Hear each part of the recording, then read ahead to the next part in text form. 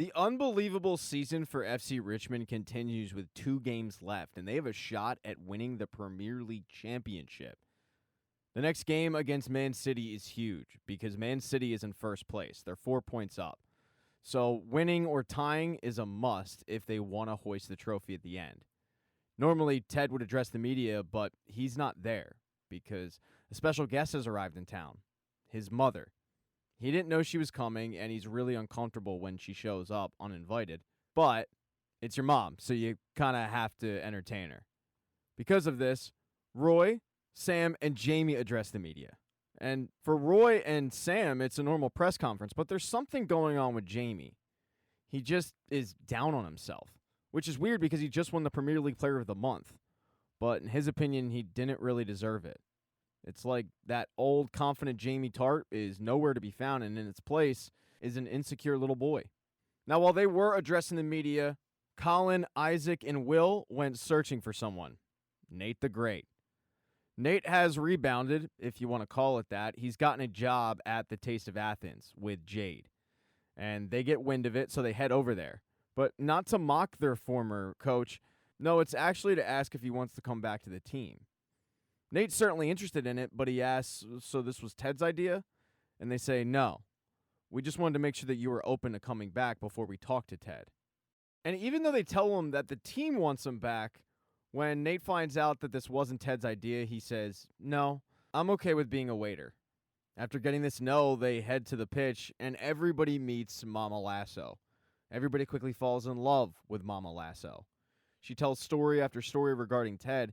The issue that Ted has is a lot of them are half-truths. And the guys don't care. Rebecca doesn't care. But Ted does. Because deep down he feels like his mother is there for an ulterior motive, but he hasn't quite figured out what it is yet. It gets to the point where Ted stops story time to tell everybody, all right, we actually have to go practice. We got a big game against Man City. Zora gets ready to go out there, but he's going to be wearing a face mask. It's something that most of his teammates are making fun of him for because he just looks goofy. But Jamie doesn't. He says, I think it's smart to think about safety first. And that's the final straw for Roy. He's got to figure out what is going on with the team's best player. So he pulls Jamie into the cleat room and he says, all right, what's up? And Jamie starts having a breakdown. He starts crying and shaking and says, I don't know what's going on with me. I'm just tired. I can't sleep. I can't eat. He doesn't know what's wrong with him. And Roy doesn't know what's wrong with him. He also doesn't know what to do. So he goes and asks Keeley for help. He wants Keeley to come with them on the trip to Manchester because the two people that know Jamie the best are Roy and Keeley. And they know that it's going to be emotional going back home for Jamie because his dad might be in the stands.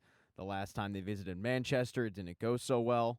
So it's really a last-ditch effort, but it's one that Roy thinks is worth trying. Before Roy leaves to go ask Keeley for help, which she ultimately accepts, he's in Ted's office along with Beard when Leslie shows up, and he's actually the one that sent the players along with Will to go ask Nate if he wants to come back. Everybody's on board with it, except Beard. He tells Ted, if you bring that Judas back, I will burn this place to the ground. So bringing back Nate might have to wait a little bit. After practice, Beard, Ted, and Ted's mom go to May's pub. The boys are playing pinball. And while Ted's mom asks Beard how her son's doing, which Beard says, Ted. Ted is over in the corner trying to avoid small talk with his mom. When they get home that night, Ted's still a little bit on edge about his mother's arrival, but he's trying to handle it the best he can. She's not going to be coming to the game in Manchester City, even though she's invited. She's going to make a home-cooked meal for him. She does ask him, are you still having those episodes that you were suffering from? And Ted reveals that he's been seeing a therapist. It's been good for him. He asks his mom if she's ever thought about talking to somebody, but she says no, it's just not her thing. The next day, the team heads off for Manchester City. While still back in town, Nate is the head waiter at the Taste of Athens. But it's a job that Jade knows he's just way overqualified for. She tries to talk him into leaving Taste of Athens and going and taking the Richmond job. And he says that he is planning on getting back into coaching, but after the season. And it won't be going back to Richmond. That's the one place he can't go to.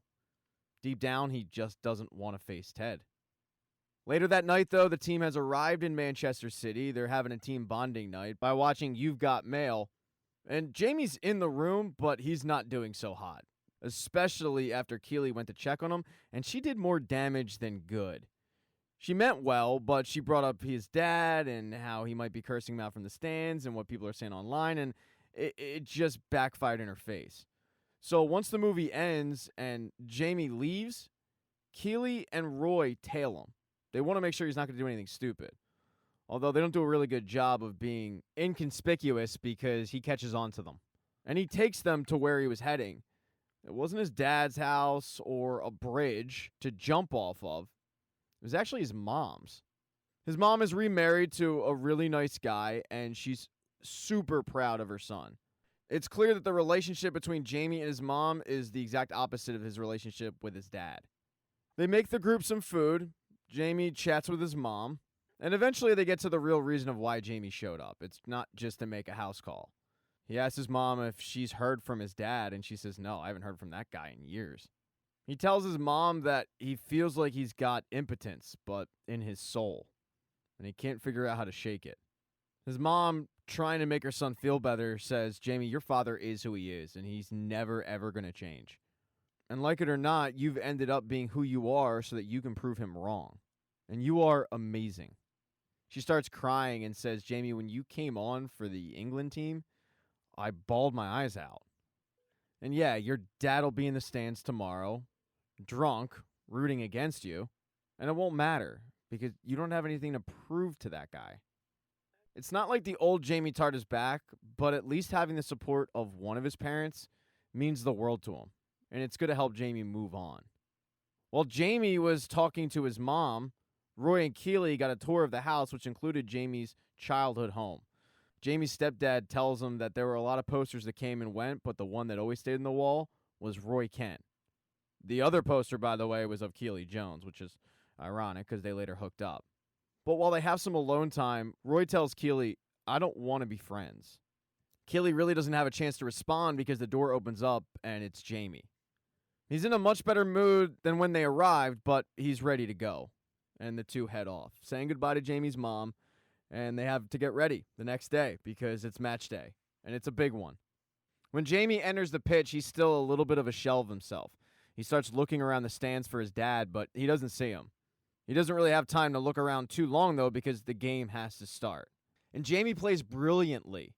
He not only leads to the first goal, but late in the game, when it's tied, Jamie Tart, on a bum ankle, ends up scoring a miraculous goal that puts it away for Richmond. It's also worth noting that Van Dam played out of his mind this game. Richmond will now enter the final week of the season with a chance to clinch the Premier League championship. But that might not be the most surprising thing that happened that day. The most surprising thing was when Jamie Tart was taken out of the game because of that bum ankle, the Manchester City fans gave him a round of applause. Even though he's playing for another team and they booed him when he came out, he is one of their own. And while he's not in the stands, his dad was also watching that game. It looked like from a rehab center. And his dad had a smile ear to ear because he was also very proud of his son. After the game, Jamie actually reaches out to his dad, texting him for the first time in a while, saying, hey, it's been a while. I hope you're okay. When the team gets back to Richmond, they get ready to celebrate. Everybody except Jamie. He's got to get his ankle tended to. But he's not going to be alone. Roy and Keely celebrate with him. Ted won't be celebrating, though. He has to head back to his apartment to go check on his mom. Before he leaves, though, he shows Beard a video clip of Nate tearing up the sign. Now, that's a clip that Beard has seen plenty of times. But what Beard hadn't seen was the aftermath. Nate went to go leave, but the team came back, so he hid under a desk for a couple hours. And then he went to go leave again, but the cleaning crew showed up, so he hid under that desk even longer. He finally left the facility at like 9 o'clock at night. Legs jelly. And he was locked in the room. He had to hop out of the window. Ted kind of chuckles to himself and says, I don't know about you, Coach, but I hope that either all of us or none of us are judged by the actions of our weakest moments, but rather the strength we show when and if we're given a second chance. And that really hits home for Beard. Because when Beard and Ted met, it was in college. They were both backup special teamers. They never got in the field. Ted went into coaching, Beard went into prison. And when he got out, nobody wanted anything to do with him, so he looked up Ted. And Ted gave him a place to stay, he fed him, and how did Beard repay him? He stole his car. And Beard would have went back to prison if it wasn't for Ted telling the cop that he actually gave Beard the car. What Ted did in that moment was give Beard a second chance. Later on, he would give Beard a job and ultimately a life that he could be proud of. So even though Beard is mad at Nate, through this lesson, he realizes that he has to forgive him. Beard heads over to Nate's apartment, where Nate has already decided he has to go back to Richmond. It didn't help that he got fired from A Taste of Athens. Jade absolutely had something to do with that. But when there's a knock at the door, Nate was actually writing Ted a 16-page apology note. Nate gets up, he opens the door, and he's terrified when he sees Beard. But Beard explains his whole backstory, and he offers Nate a chance to come back. And Nate offers Beard a chance to punch him in the face, but he doesn't do that. He just hugs him. Before he leaves, he tells him to show up tomorrow at 10 a.m. That was a difficult discussion for Beard to have, and Ted also had to have a difficult discussion, but it was with his mom. He asked her, all right, what's wrong? I mean, why are you here? She plays dumb, saying that she just wanted to spend some time in London with her son, but Ted knows that that's not the case. So he says, well, thank you for cooking dinner, but F you for not wanting to talk. It catches his mom off guard, but Ted gets it all out. He starts complimenting her while then following it up with an F you. Thank you for all those small, silly little things that you did for me as a kid that would make me laugh. And F you for not working on yourself. It gets his mom to apologize, and she admits that she just didn't know what to do after Ted lost his dad. She tried to cope with it by just ignoring it. And through therapy, Ted's realized that he followed his mother's lead. And that's led to him bottling it up for all these years, which hasn't been good for him. His mother then says, you're right, Ted, I do have something to say to you. Your son misses you.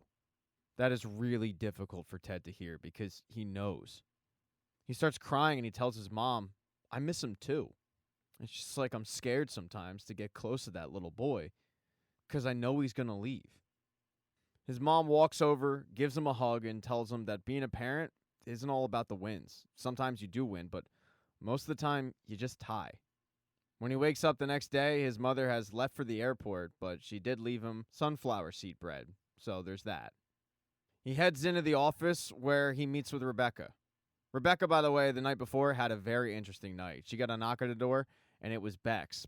But it wasn't just Bex. It was Bex and Rupert's old assistant together. They wanted Rebecca's advice. On what, we don't know exactly, but you can figure out that it probably had to do with what to do with Rupert. Fast forward 12 hours later, and Rebecca isn't at her house listening to her ex-husband's lovers. She's at the office looking at Ted because this is normally the point of the season where she reveals something to him. Although this year she's got nothing. But Ted has something. And that will have to wait until next week. Ugh, the drama. Thank you so much for checking out this recap. Please consider subscribing to the channel and subscribing to my Patreon. Hit thumbs up if you liked it. Smash that thumbs down button if you thought it sucked. If you left a comment, I don't get back to you. I usually don't check the comments unless they're like a super comment. Also, if you don't see the next video up on the end screen, not to worry, it'll be up in a day or two.